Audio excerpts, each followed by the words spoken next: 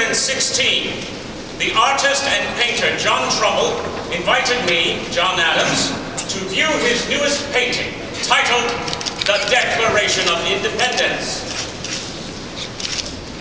This was my response to his work.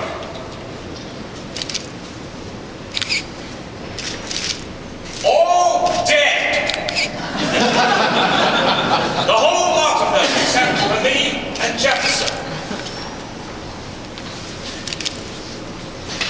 I am informed that one of the greatest talents of a painter is their capacity to comprehend a large space.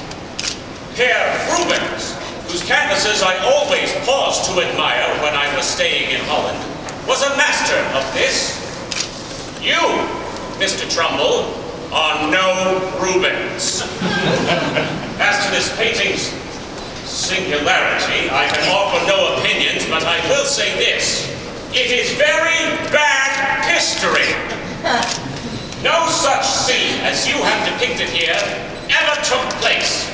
There was not one moment on one day when all of the delegates to the Congress gathered to record their signatures. May I remind you, sir, we were already at war when this was signed. No. Contrary to your tranquil scene, your subjects, these fathers of our country, were scurrying in and out of our capital, Philadelphia, all summer long, affixing their signatures to Mr. Jefferson's hallowed parchment whenever they happened to be in town. No, Mr. Trump, your subjects were farmers and merchants forced into daily battle, soldierhood, and combat by a king and kingdom determined to forbid our freedom and our liberty. Do not let our posterity be deluded with fictions under the guise of poetical and graphical license. It is a very common observation in Europe that nothing is so false as modern history. Well, I would hasten to add that nothing is so false as modern European history, except for modern American history. In fact, Mr. Trumbull, 15 men who signed the Declaration under threat of life and limb are not even in your painting. And most unfortunately, Mr. Trumbull, you have included 4 men who did not sign, including Mr. Dickinson from Delaware, who was our most ardent and powerful opponent to the creation of the Declaration. No, sir. In plain English, I consider that the true history of the American Revolution will be the sacrifice and success of the men who risked all to give birth to a new nation, whose people and individuals can celebrate their right to life, liberty, and the pursuit of happiness. Good day, sir.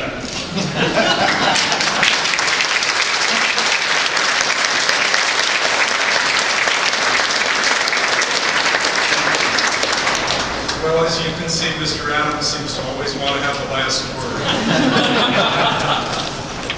I want to thank all of you for being here, and I want you to know that you have helped to create our own historical moment. We're delighted that it happened this way. This means that the Revenue Trust at IPFW project is now officially launched.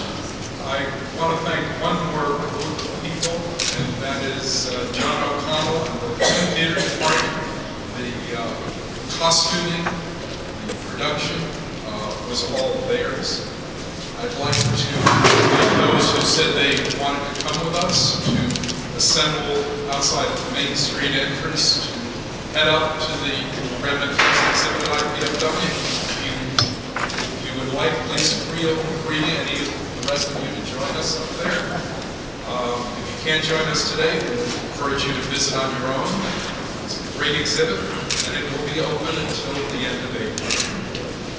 Exhibit hours and maps and more information, you can check our website. And with that, I want to thank you once again.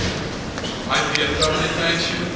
And once again, don't the University Singers sound great?